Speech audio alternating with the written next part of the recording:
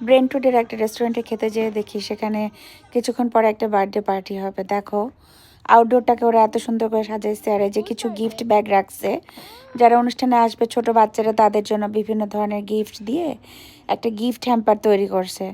দেখো blue and হোয়াইটে সাজাইছে। এই দেখো বার্থডে বয় ওর মায়ের কোলে দুধ খাচ্ছে। এর কিছু হইল? যার জন্মদিন সে বই শুয়ে শুয়ে মায়ের কোলে দুধ খাচ্ছে।